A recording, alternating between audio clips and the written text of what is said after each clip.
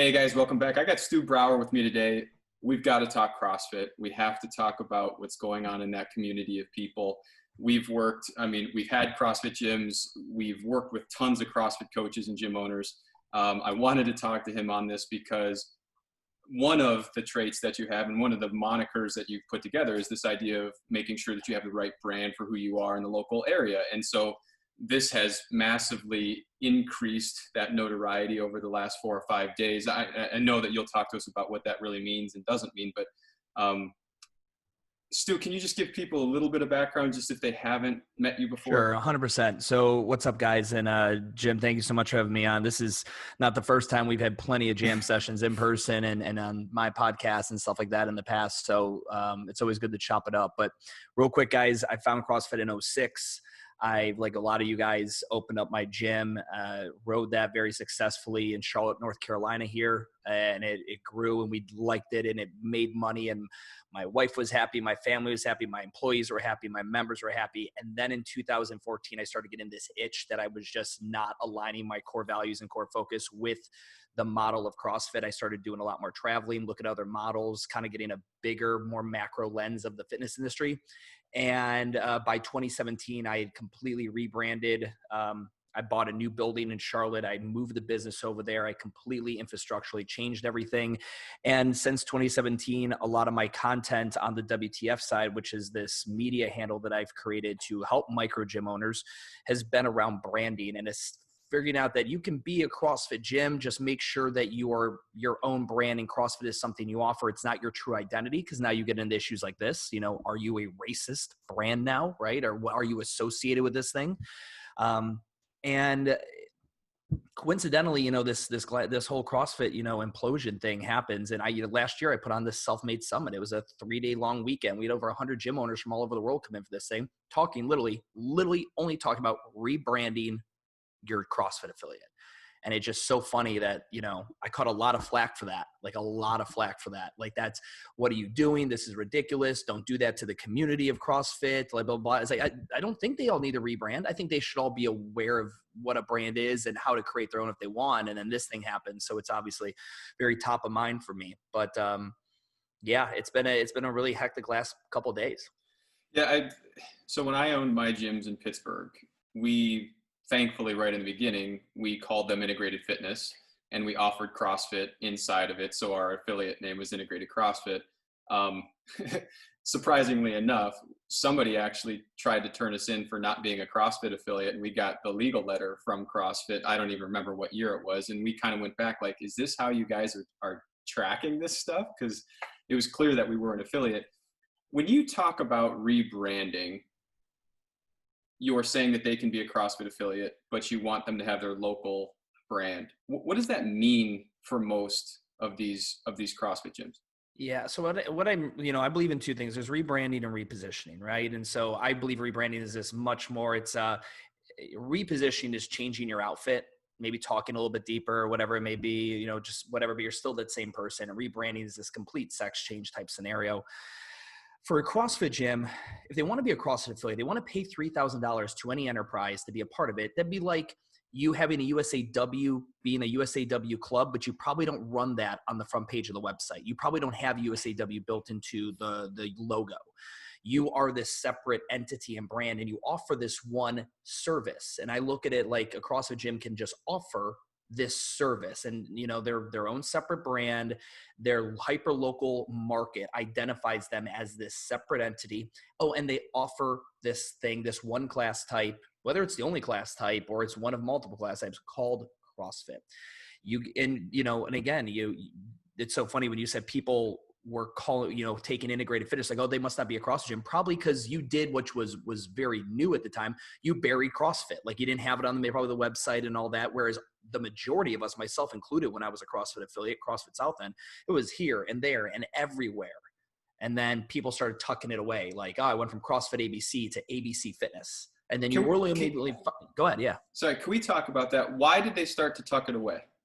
I believe people started to tuck it away. Number one, when the barrier to entry to opening up CrossFit Gym, number one, got so high, saturation goes through the roof. So there's just so many of them, it became difficult to differentiate, CrossFit East versus West, North and South.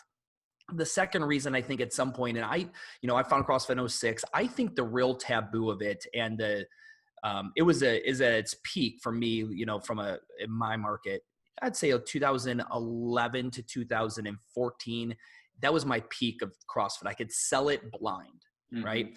And then as it started to fizzle, and by fizzle, I mean, I think people started to develop that taboo because you do something long enough, now you know what it is. Previously, nobody knew what it was. So there was a lot of ambiguousness around it, mystery around the brand. Is it this underground thing? Is it this hardcore thing? I've heard of Murph, whatever it may be. I've seen Froning on Netflix. And then as it got bigger and bigger and bigger, everybody learns what it is. And now everybody has their own brand story of it. Because remember, guys, here's a great operational definition for you. Brand is a person's gut feeling about a product, service, or organization. It's a person's gut feeling because as people, we're intuitive, emotional beings. And it's just our gut. It's what we think of when we hear that brand name. And you have one person has one brand experience with CrossFit and paints it one way, and another person paints it the other. And if you have enough consistency in either one of those, that is your brand. Just like WTF Gym Talk. I either had the brand of he's a really helpful, educated guy in the micro gym industry, or that guy's a dick, right? Like it's one of the two, and they're both right. Yeah. They're both right. It just depends on where the intersection of that brand is and which story is more populated. Where was the brand image in the market's eyes? Let's call it in 2014. Well, actually, let's back it up. What was it in 2010 prior to StubHub Center in Carson? Where was it in 2014 when you started getting the itch? Where is it today after Glassman's comments or lack of comments and then comments? Yeah, I'd say in 2010, 2011, I really saw it very similar to the rise of of OCR, obstacle course racing. I forget what year that Reebok purchased I'm drawing a blank on that. Yeah, Spartan. But I mean, back then you had Tough Mudder was still really big then, but like OCR was getting big, getting muddy, and you saw these very even obese people going out to these races and walking them, but still like loving the pain and, misery and camaraderie and all that stuff that goes with those kind of, workouts and CrossFit style workouts. So I think that was the scene and the brand of CrossFit then.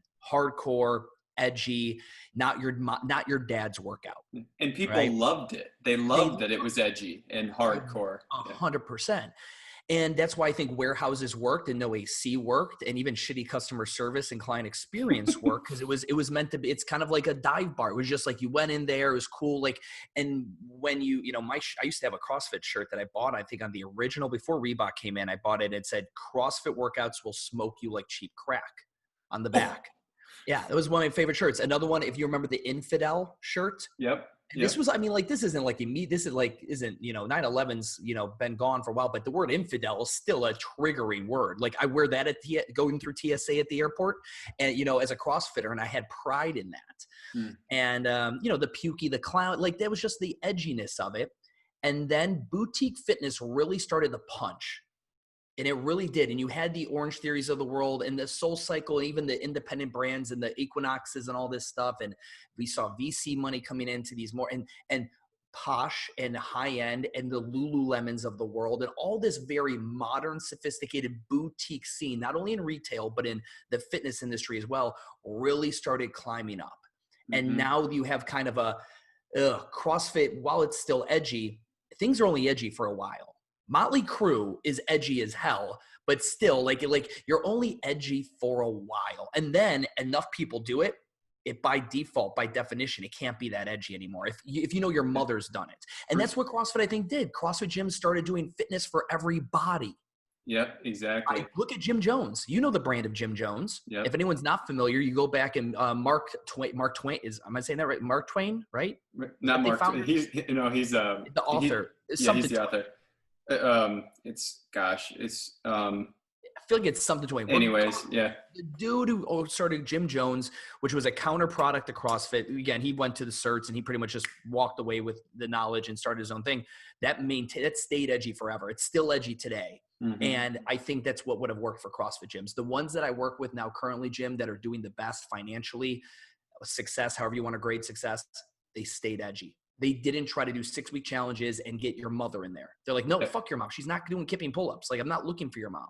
I want that sexy edge. I think that's where kind of a lot went wrong. I have this conversation often, and particularly very recently. The market started to mature, and CrossFit as a model and CrossFit as a brand, I would say that the brand aged, but mature is an interesting word, but the model never really changed. And I think that's interesting, where guys like you came in, they said, why are you running your gym this way? And the gym owners were like, what do you mean? Is there another way to run the gym? And I still think even in 2020, they don't know that there's another way to make your systems consistent. Well, they don't want to. The gym owners I know that opened up in around the same time I did, 2008 to about 2010, they wish it would have stayed like that forever. Like you see it in the affiliate owners groups, like, man, I wish that I missed the days where we all just argued about Fit Aid versus Kill Cliff. Right? Yep. And they, they kind of miss that. And then realizing that every business has to rebrand at some point on a long enough timeline due to the market changing, technology changing, the expectations changing, the problem you solve changes because all those other variables change. And a lot of CrossFit gyms didn't grow up with the market. Okay. The market demanded a more sophisticated product. And again, we saw it in like athleisure. When athleisure started getting big, you knew you couldn't have that shitty warehouse anymore. Like I remember I was an anti-Lululemon guy because I'm a CrossFitter. I'm like, I don't need to spend $92 on a t-shirt. I work out with my shirt off. And then I got my first pair of Lululemon like clothing. And I was just like, oh my God, I'm obsessed now. Fuck it. They've got me. But that instantly changed everything for me. I said, holy shit. Now I get it. That Lululemon style feeling, posh and finesse and what they have there, I have to have that on the gym side. Because I go into Lululemon and I see the people there. I'm like, that's who I want as customers. People who spend $165 for a pair of pants. I want them as customers. But the person who wears a $165 pair of yoga pants does not go into a gym where there's dog hair all over the floor and chalk everywhere and no central AC and where blood on a barbell is acceptable. Those worlds will not collide. And that's one of the beginning things that really triggered for me. It's interesting that you say that. I've always thought that when a market matures, there becomes commodification of products, right? So if you don't have enough infrastructure around you or competitive advantage, monopoly around you, ultimately other people are going to come into the market. That's your point on Orange Theory and F45 and all these other players that started to emerge. The interesting thing is that CrossFit tried to continue to up their prices for a while until it got saturated. And then I haven't heard too much. Now, certain CrossFits that are very good have done this, but many CrossFits didn't have pricing advantage around 2014, 2015. And then you start to ask yourself, okay, well, where's the advantage? So if the brand isn't advantaged like it once was, if the price point doesn't allow for the margins to be where it once was, a lot of folks weren't making enough money initially. And then all of a sudden it's like, ooh, this is getting harder and harder and harder to make enough money as an owner. Where do you see the most business successful? I'm just talking straight profit. Where are the most successful owners? And broadly speaking, what are they doing in CrossFit? And I hate saying it, but let's just say group fitness, we're not doing a PT first. We're not doing an individual design from that. But if you want like a profit margin, you are talking an operational capacity. You're doing the math of for every 1,000 square feet of studio space, I have 100 members at the lowest end of operational capacity. That's, that'd be like a CrossFit gym, maybe.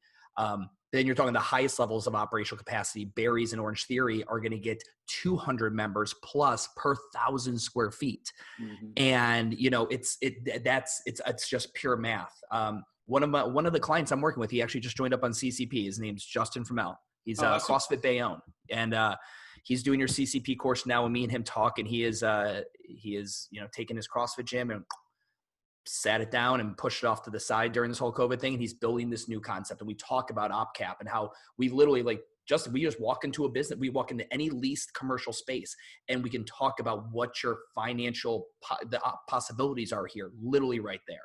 So when I look at group fitness, the CrossFit model, I think, was always in trouble because the methodology and the style of the workouts and the equipment needed and, what popular programming or effective or whatever that all was, always lent itself to a business model of you have to get bigger. I'm up to 200 members. I now need 4,000 more square feet. That's not a business model. You cannot keep growing like that. And I did an entire history lesson. I just did a keynote down in Charleston before COVID kicked off. And I showed everybody, here's the history. Here's Jack LaLanne's Fitness back in the day. Here's the studio. It was this big. Yeah. And then Gold's Gym came out and they got big. And then Curves came out and they got small. And then CrossFit's got out and they were small because it was the post 08 real estate crash. And you were able to get these warehouses. And then as CrossFit got bigger, people thought business success meant get big again. And we just never learned the history lessons that the fitness industry has traditionally gone through. 24-Hour Fitness will announce this week their full liquidation of all of their locations. Yep. Right. And that is a micro Globo Gym. If anyone doesn't know, 24-Hour Fitness is a key fob access, 24/7, $15 a month. Come and go as you please. That is done. Gold's Gym is shuttered 30 plus locations. TSI, Town Sport International. Any of you guys who know that company, they own the Boston Sports Club and the New York City Sports Clubs. And these guys are all shuttering doors and they're all in a lot of trouble. And a lot of it is square footage at some point now in this world, this unfortunately a COVID world. It just doesn't work out. Okay, let's go back to the brand piece for a little bit. Let's zoom to today. Sure. What does this moment in the CrossFit history books mean for the brand? And let's say today, and then what would need to shift in order for this current perception of CrossFit to shift? Twitter has caused more headache for more brands and personalities than anything. You know, Drew Brees, right before Greg Glassman, he got all fucked up on Twitter too, right? The president, obviously. I told a story the other day. So I have a brand of like boxer briefs that I wear. It's called Saxx, SAXX. Really successful company. They do a great job. They sent me an email, Jim, last week. Had a black male model on the email wearing a pair of Saxx underwear, and it said breathability across the chest. Oh yeah, big time. 3 hours later, a redaction email comes out just apologizing profusely. PR mistakes are going to happen. I think people forgive PR. His Floyd 19 comment, beyond being dumb and insensitive and blah, blah, blah, blah, out of all the shitty PR things to say, I'm not going to lie. I don't think it was fatal. I don't think it had to be. I think just a better, quicker PR reaction to it. Like the underwear company sent that email out to like redacting it and apologizing and doing all these discounts for this and donating money within 3 hours. Mm-hmm. Like they moved quick. I don't understand why CrossFit didn't move quicker. And I think they could have moved quicker and this would not be a huge stand in the history books, but it is what it is. We are where we are today. I think there's gonna be a lot of people that are going to backpedal, affiliates that will re-affiliate. Because by the way, let's be honest, there's no such thing as de-affiliation. That is not a thing. It's not a process. It's not a system. It's not a form you fill out. It's not anything you have to submit to a company. You literally just don't pay your $3,000. That is all you ever have to do. So this idea of, I de-affiliated, what does that even mean? And the people who de-affiliated are the people who have the dues coming up in the next 6 months. If you paid your $3,000 over the past 3 months or 6 months, you probably are thinking about it a little bit longer. And that's ultimately because that's how I think about it. For most CrossFit gyms, $3,000 is a pain in the ass amount, unfortunately, and when it shouldn't be, but it is. So if they just paid it, they're like, I'm going to hold on to this. I'm going to see this thing out. If they haven't paid it, they're looking at it. Well, nice. I can do what everyone else is doing. Jason Khalipa, Rich Froning, CJ Martin, Invictus, Ben Bergeron. I can do what the industry leaders are doing and save myself $3,000. But at the end of the day, they can always backpedal that decision with no repercussions financially or anything like that. Brand wise, you're going to have to, you're going to be looked at differently. You're not going to be looked at as a strong brand. Why did CrossFit get hit so hard from Greg? Why was it so big? You even get hit hard from Greg, like in what, like from like? I mean the reaction. So if there are 1,500 gyms, that's the other thing too. He's not a public. So when you look at the brand, there's 7 elements to brands, and I take this from a book called Primal Branding. And there's the creator, and that's one of the 7 elements. Now the creator is Greg, and that person, very much like Chip Wilson, is the creator of Lululemon. But anyone who knows what Chip Wilson looks like, he is a big, bald dude. He looks like he maybe would live in New York and beat you up for money, okay? Like he'd collect on bad debts. Chip Wilson, you've never really seen him associated with the brand, maybe except for the time when he messed up and he got voted off his own board, right? When he had a Twitter fuck up or an interview fuck up as well. because he had brand ambassadors. That's what Greg did. He would pop in every now and then, especially around the health and the medical stuff, but he wasn't out there enough. And I think if had he been out there enough, people would have realized this guy's a little bit more kind of like a Howard Stern. He's a little bit more aggressive. Like I think people might have been a little bit more forgiving had he been out there in the brand of CrossFit, talking on a regular basis, doing communications, because he would have had plenty of fuck ups. If Greg was public, like as public as you are with OPEX or I am with my brand, my business, we'd all would have heard a gazillion fuck ups by Greg already. And I think it would have been boom. The timing was horrible, obviously, utterly the worst. And Greg rarely makes appearances. He rarely gets involved in that stuff behind closed conversations. Oh, I heard he said this. Oh, I heard, in this affiliate owners meetup in Montana at Big Sky, he said that. But a public Twitter responding, that's not his MO. I mean, I couldn't find a history of him blatantly making, crazy comments on Twitter and stuff. So honestly, I think a lot of it had to do with a lack of experience, not even experience, but like us having an expectation of Greg Glassman. Mm-hmm. Everyone I hear that knows him goes, and again, you get into Alyssa Royce's email about this, but what else did you expect from him? Don't you know Greg? That's how he is. And which I get, but no, I don't think anybody else got that. Even his affiliates, the majority of his affiliates have never seen him speak publicly, like in person. They've never seen it. Mm-hmm. They've never gone to a conference. Like every big business out there has some conference where the CEO talks to the stakeholders or shareholders. They've never seen it. Anyone who's in a CCP, probably in OPEX, has come down to your HQ and has met James and shaken their hand and had calls with you personally. Yeah. So I don't think people knew what to expect.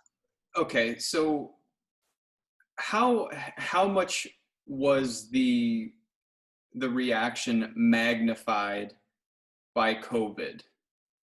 Like, do you think that that this would have been the same reaction if COVID hadn't existed? And I get the reference right to COVID that Greg made on Twitter, but let's say that they hadn't been locked down for 2 or 3 months. What do you think on that? I think people didn't realize how annoyed they were that their organization didn't give them any leadership or direction on how to handle a pandemic. Now, granted, not that CrossFit knows how to handle this. Nobody knew, but they could have at least supplied, this is what we're doing here. We've conferred, Greg has all these doctors at his disposal. He couldn't come up with a good, hey, here's the things I would be doing in your facility to keep your people safe. Like there couldn't have been something like that. And because every gym is emailing me or you or going on a Facebook group and saying, what's everyone doing with their members? How is everyone keeping them safe? The organization, again, that's the affiliate model, but he just left it up for the cream to rise to the top. And I think nobody even thought about that too much. And then the Floyd comment happened from Greg on Twitter. And it just became like, you know what? You didn't say shit when pandemic was going on. I'm losing members and money and all this. And the time you do speak up, you're going to make a statement like this. Mm-hmm. I'm just annoyed, but it's a tip of the spear thing. And had those first 5 to 7 big names not de-affiliated, I don't know how many would have actually gone it. Jason Khalipa gave a lot of people confidence. Ben Bergeron gave a lot of people confidence. But even then, I think those were short-sighted. No offense and nothing against Ben Bergeron, but I think he went to, because he believes in the brand of CFNE. The initials are so important. He turned it into Community Fitness New England. That's right. I saw that. And at other gyms, Courageous Fitness, whatever the fuck it is, because they want to keep the CF, element of the whatever, the SEO or whatever they've got going on. And I just even think I think even those guys, the big ones, I think they're going 80 miles an hour in a 20. Yeah. Yeah. I think they could have slowed down. Okay. If you mentioned that there wasn't leadership during COVID and during this moment, one of the things that this is kind of my own thinking on this, is that people were looking for empathy because of COVID, because of George Floyd, all the difficulties that are going on in 2020. And what they got was humiliation. And that dichotomy of emotion is extremely hard to reconcile in your own mind when you're stressed because you're locked down for COVID and because you're feeling at the death of George Floyd. How would you have communicated? Let's just take this scenario. What would you have done to discuss racism if you were CrossFit? I would have looked to my organization and what members of the African American community do I currently have that can help. Because again, I think one of the worst things to do is when the white guy gets up there and says, this is how we should, I'm here to explain racism to you. Like, I'm a white male. What the fuck do I know about it? Right. I think you look at, what's his name? Chuck, Carswell? yeah, Chuck Carswell, right? He is a magnetic human being. Like, I don't know him personally. I've seen videos, but magnetic. I would have gone in him, and I think I would have started there. I would have looked at my the Black employees and members of my staff and my affiliate owners, and I think I would have started a little board meeting. I know Greg had a Zoom call, which obviously the audio of that got him in even further trouble. But I think he had an all African American owners kind of Zoom call, and I think it could have just started there. I think it just could have started there and be like, listen, we don't know. We are looking, like a lot of brands are saying, we don't have the answers. We don't understand. But we want to work to understand. We want to help you breathe, or however you want to, jazz it up in your marketing. And I think that could have been a good starting point, because then every gym owner would have thought, oh shit, okay, well, maybe I'll reach out to some of my members in my community. And if you have any Black coaches on staff, or just other Black business owners that and could have started at least this collaborative conversation where I'm not telling you this is how we should all be responding to this, members, staff, local community. I'm actually now being humble enough to ask for advice. How can I work in this situation? How can I help improve this situation?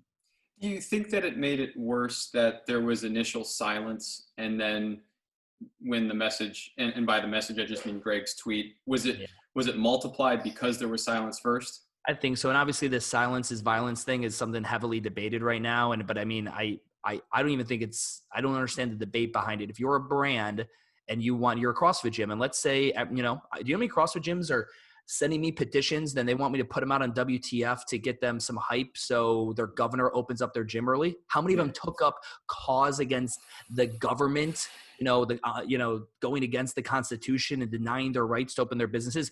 But on this topic, you have nothing to say. And it's not like it's a small thing. It is the world's largest joint collaborative racial injustice protest scene we have ever had, ever. Mm-hmm. Like, you can't stay silent on that. And to stay silent on it would be ridiculous. It'd be like if an asteroid came and hit the fucking Minnesota and killed a bunch of people, or something happened and you didn't say anything about it. It'd be like if there was something in the ozone, like, people were dying from fucking UV light. Like, you have to talk about the world you live in if you're a brand. Yeah, like, you don't get to sit there and just ignore it, in my opinion. I think that that's really important for people to hear, again, is that if you're in business, you are not an individual anymore.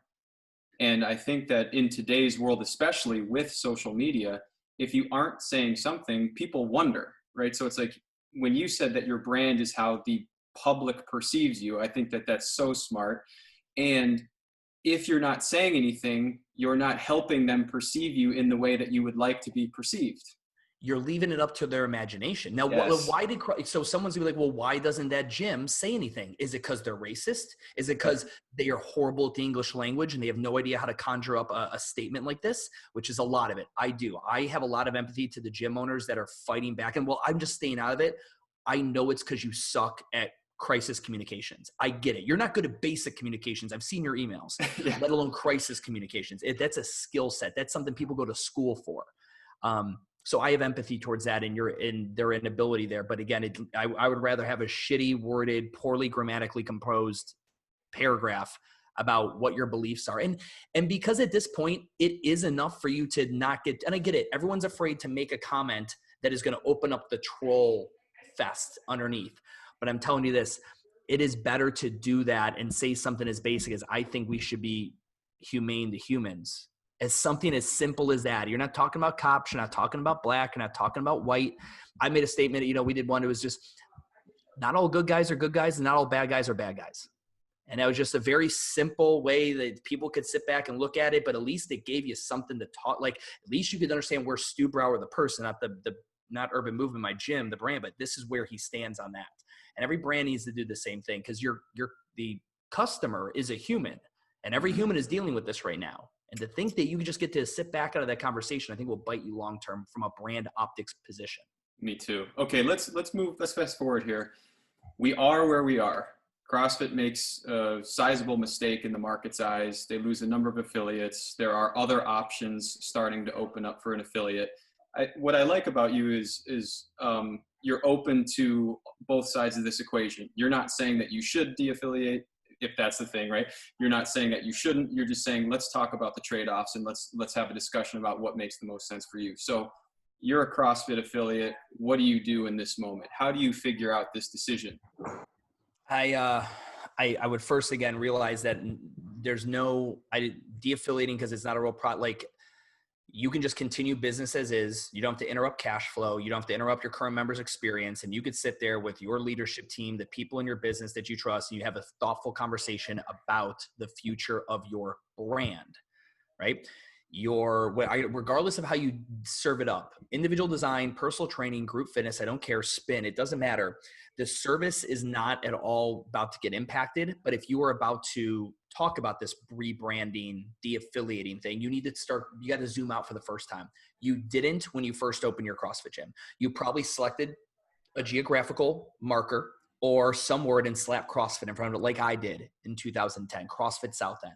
And you just zoom out and realize, what do I own here? What can I do a direction on? Nothing. I can't do it on anything. Okay. I need to have something that I can actually own and drive myself. And what a lot of people don't realize, I understand the love, the visceral raving fan love that people have for the CrossFit brand. I'll tell you this right now, because I do it with micro gym, with former CrossFit affiliates all the time. When you actually develop your own thing that actually has your DNA in it, you have a love affair with your business that you've never had as CrossFit. It is completely disgusting how much more you love it. And you didn't think you could love anything more than the brand of CrossFit, but I promise you, boys and girls, there is a greater love there when you've actually formed it with your own hands. I'm going to second that, because that's a big behavioral economics thing, is when you put sweat equity into something, there is literally a researched thing that happens in your brain that makes you love it more and actually makes you fear losing it more. 100%. And it's you when you watch it grow and like the wins and the losses there are just hit you so much more. It's so much different. And I know it's really hard for a lot of people to see that when they're so in love with CrossFit. And ultimately, when I tell people, what is it you love about CrossFit? And I hear a lot of the community and all that. And ultimately what it comes down to is they fell in love with the training model that utilized constantly varied functional movements at high intensity. It was that workout model is really what they liked.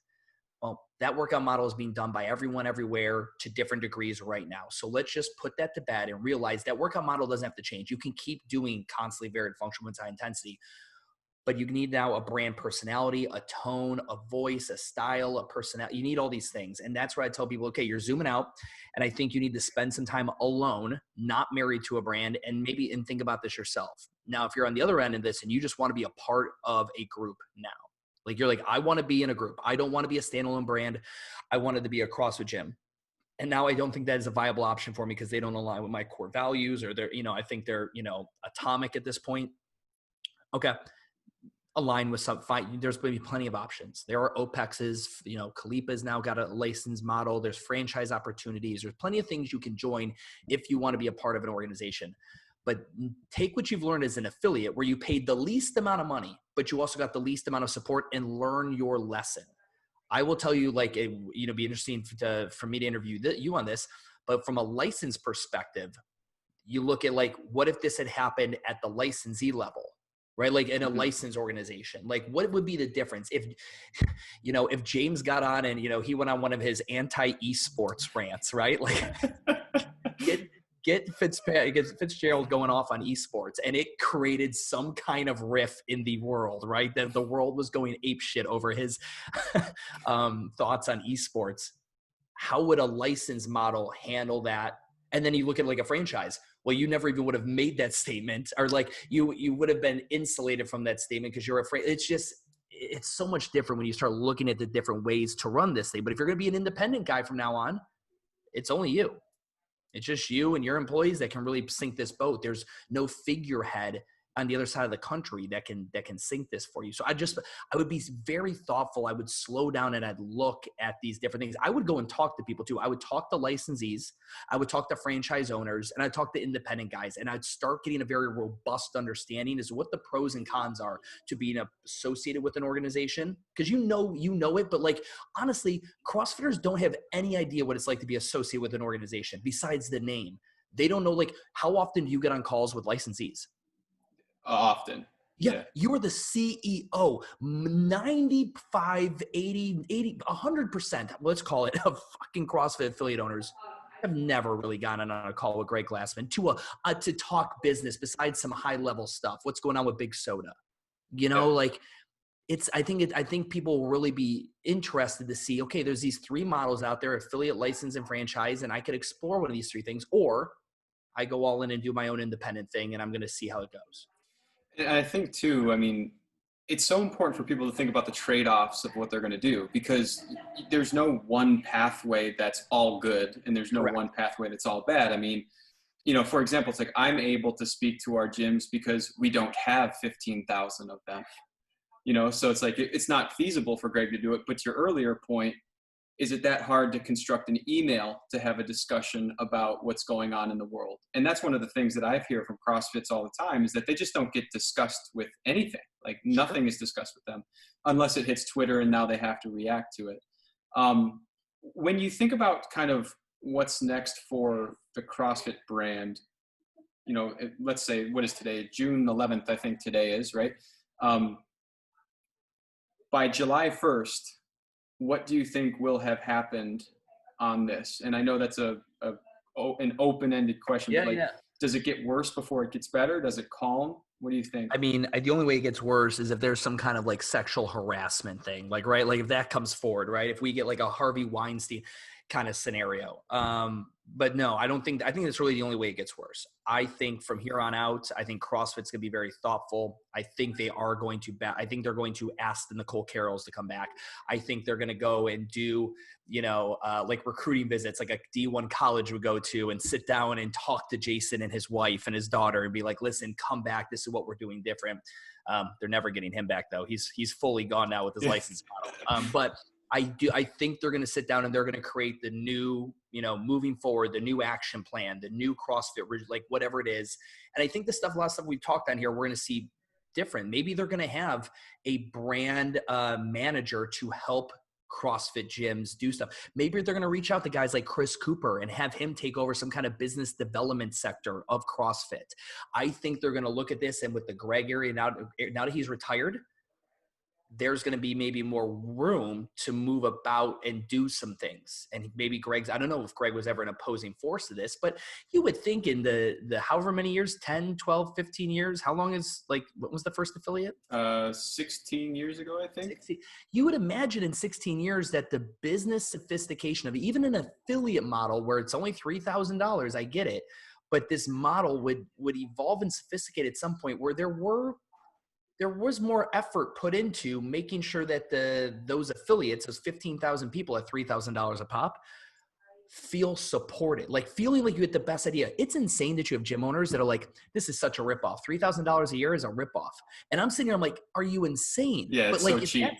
It's so cheap, but it's always better to over deliver. Yep. Right? So like for $3,000, it should be dirt cheap, and like if they really want to go above and beyond, have this extra resources. So it's like nobody could ever say this is a ripoff. Yeah, it was something I've been thinking about a lot, and don't let me forget to ask you on the Glassman retire versus owning the company piece. But one of the things I love from the Culture Code, Daniel Coyle, is that he says you have to build safety, belonging, and future for any culture to move forward. And whether it's COVID plus this, COVID alone, there's the feeling of safety wiped out in the last 5 months. Belonging, this is, I think, hits hard on the belonging, and they've never been told a future per se, right? It's just, well, this is CrossFit and this is what it means, and go forth and conquer. I think if they kind of looked at that framework and said, well, how do we improve each of those? That could be a really interesting starting point. What do you think, what would it take to make gym owners feel safe? To make gym owners feel safe, I mean, there's the actual, the manifestation of my, bodily safe, like safe, like that. Are you talking about like safe as in a business sense? Like I more mean culturally safe. Culturally right? safe. Like I'm safe being a CrossFit gym. Yeah. I mean, right now they're seeing everybody jump ship, the big names jump ship. If I'm CrossFit, I would get the numbers out too. I don't think that many people have de-affiliate. Like, I don't even know how you know these numbers, because again, there is no formalized process, but like the morning chalk ups, like 650 gyms are de-affiliated. I'm like, where are you getting this information from?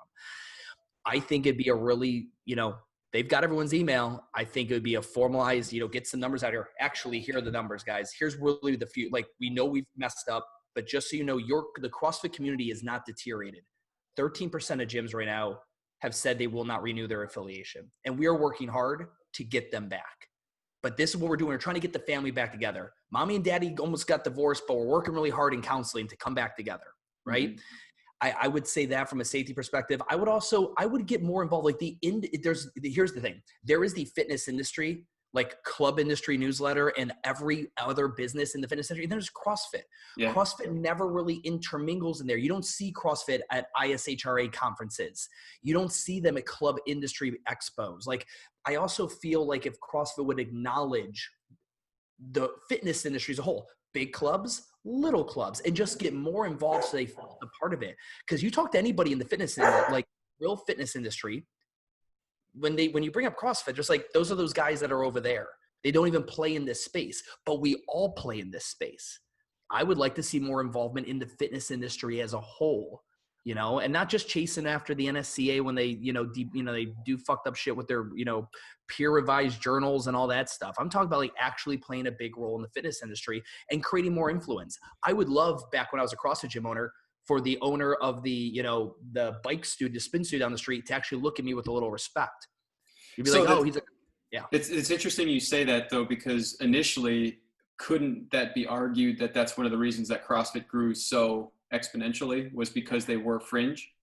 I think they were fringe. I think ultimately the reason they grew is the barrier to entry was so low that an administrative assistant at Bank of America could quit her job on a Friday and have her gym open by the end of the month.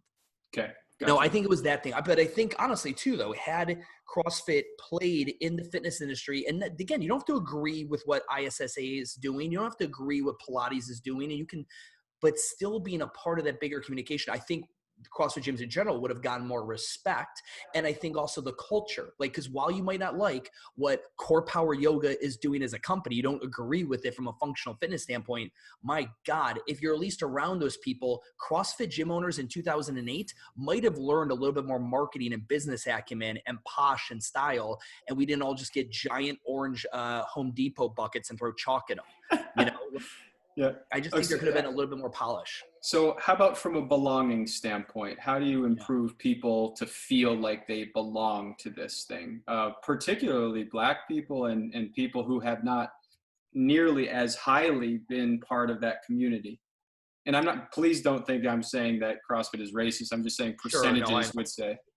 Yeah, no, I think CrossFit and every organization out there right now has to take a good hard look in the mirror and say, have I been actually portraying multi-race, avatars within my marketing? Have I, we look at why are most clients in CrossFit gyms white?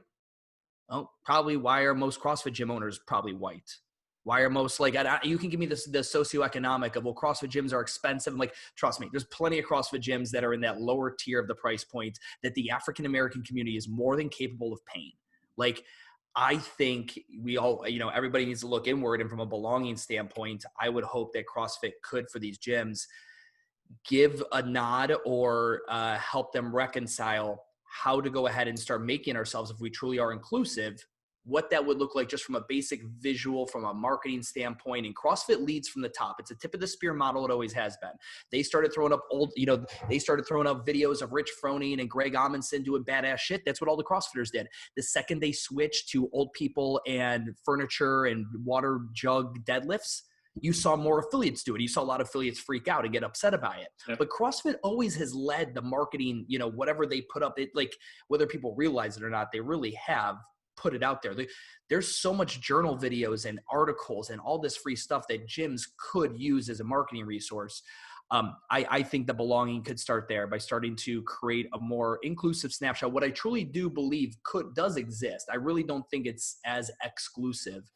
I even think of my own gym when I was a CrossFit gym in this urban movement. And, we're very purposeful in what we do. But I got a phone call one time someone called my web, called asking questions about the website, about the business. And I was like, can I ask what exactly is it you're interested in? Because the questions were kind of misleading. She's like, I actually just want to let you know, I only found 3 Black individuals on your website, and 2 of them over the last 60 Facebook posts. This woman ripped me I Wow. remember sitting and having lunch on a Saturday afternoon, and I got a phone call. I answered it for the business, and I got this just ripped me head to toe.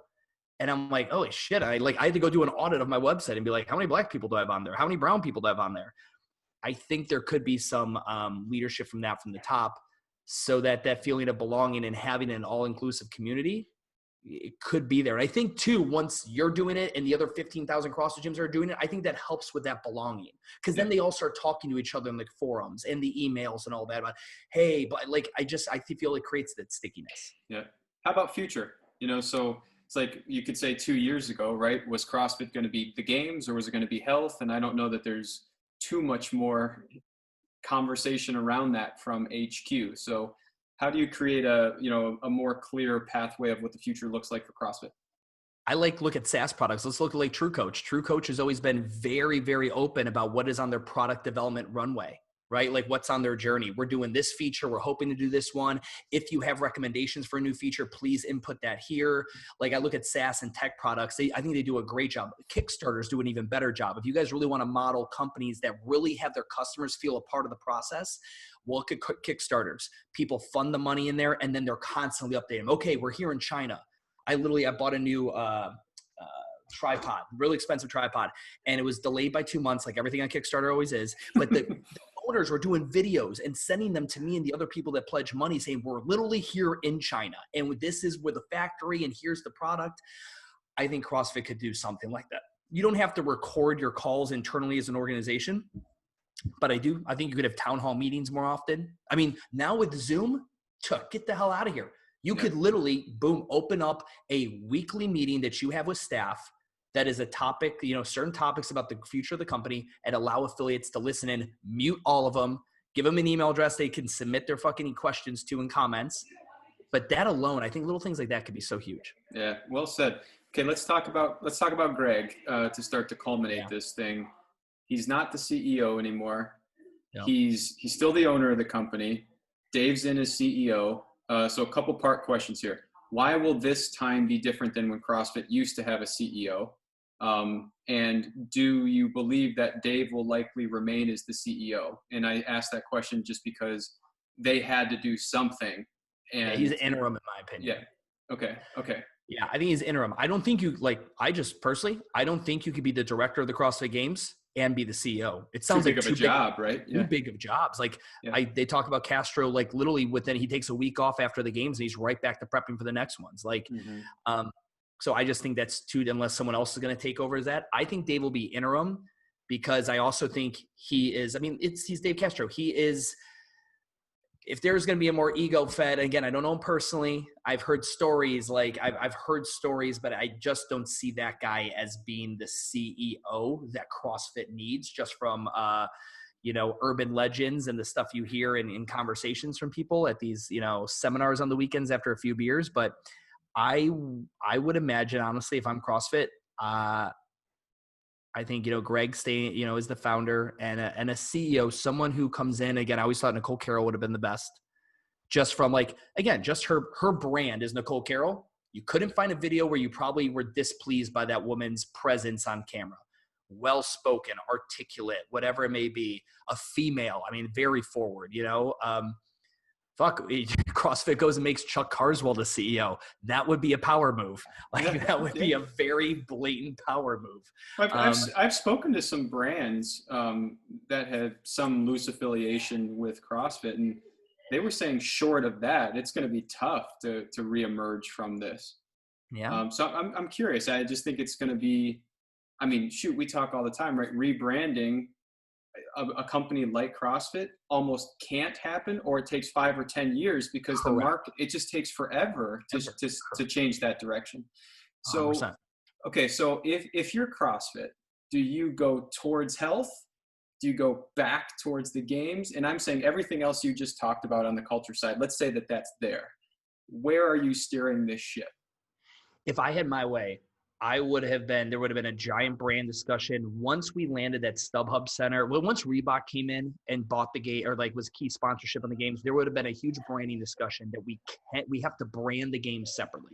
It has to be called something else. It cannot be called CrossFit Games. It has to be called something else, because we cannot have a fitness methodology that is pushed by an affiliate model called CrossFit. And again, that we've switched now to health. And we also have the competition for the fittest in the world that's also a CrossFit. It's just too half pregnant. It's too confusing. So if I had it my way, there would be this and cut, because what I think was way easier, rebranding the games, very easy in my opinion. People will still call them the CrossFit Games. People will still associate with it, but it's way bigger to rebrand this once a year event that always has different title sponsors and shit like that than it is to rebrand 15,000 independent small businesses and the fitness methodology that they push. That is going to be, like you said, never going to happen, or it's going to be super slow. But this one-time weekend-long event, you can rebrand that instantly. When I was a kid, I used to go to Jacobs Field to watch the Cleveland Indians. It is now Progressive Field. But you know what? Every now and then I call it Jacobs Field. If it's my grandfather, he's like, yeah, Jacobs Field. If it's, my 19-year-old cousin, he goes, what the fuck is Jacobs Field? Shockingly enough, they still play baseball there. Exactly. Correct. It just, that's, if I had it my way, that's how it would be. But I think, I would say right now they've got to continue going towards that health side. If they're going to continue to stay, CrossFit's going to be still the affiliate flag that all these guys are going to carry, which I think it is. And if it is, I think health is the winning thing. Health is forever. It's not focused on in your 20s and your early 30s. The sexiness of the games is more a thing, but we all know as those clients age, they become better. They have longer lifetime client values. They have more they have better income, stable income. They're better clients the more they age. I'm in a demographic that's all young people. They come and go in 24 months, There's times where I love that. And there's other times where I'm like, man, I kind of wish I was in the burbs where people are married with 2 kids and they're not going anywhere for 10 years. Mm-hmm. Last question for you. What does CrossFit have to not do right now? Wow. What does CrossFit have to not do? I think right now CrossFit has to use the term off air earlier, but mansplain. CrossFit has to not justify, rationalize, or come up with why, the explanations to why things weren't done the right way, or, well, this is where Greg really, I think they 100% have to just lay down. They just have to take it. I think they have to not botch the communication to the affiliates going forward. And I'm not talking in a post. I'm talking in a video. I'm talking in like a well done communication effort. I'm talking in getting every staff member that is still employed there making personal phone calls. Like, I think CrossFit has to I think they have to scale the unscalable. I think they have to do a level of communication with their current affiliates that most people would look at and crunch numbers like, there's no way we're not calling 15,000 people. And I think they need to find a way to get that done. I think they need to scale the unscalable.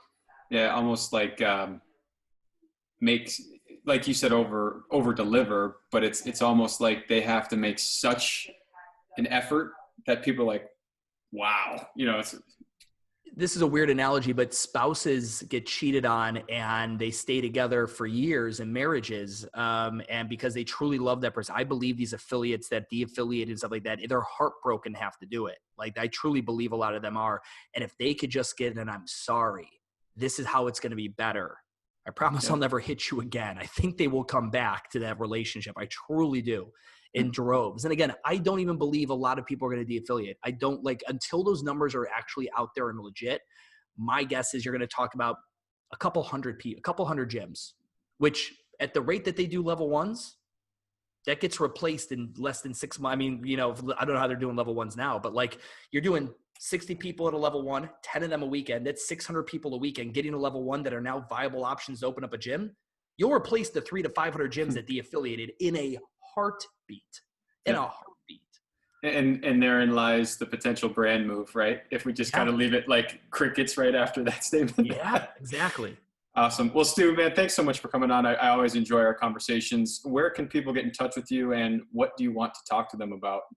Yeah, guys, you can find me on any social media handles at WTF Gym Talk. And, my content is right now, it's always kind of event-based topics around the micro gym industry. But for right now, for any of you guys, shoot me a DM, send me a video message, an audio message. I'll be sure to get back to you. But if you've got any confusion is where to start with laying the foundation of creating your own brand and even having that discussion. What resources, what books, what do you look up, all that stuff. That's where I want to help you get started, because branding is such a broad topic. And it's something that's going to take you forever and a year to do. It's going to take a very long time. Don't rush it, but be thoughtful in what you're going to do, because you've got a very unique position right now, whether you stay CrossFit or you de-affiliate, to rewrite yourself and make changes. COVID from a business practice standpoint allows you to redo a bunch of things. Mm-hmm. The brand thing of CrossFit, everything that's happened now, also allows you to reshape that image. And I think you should take advantage of this, because this will never all happen again like this ever in your lifetime. Yeah. Well said. Thanks, Stu. Have a good one, man. Thank you, brother. See everybody next time.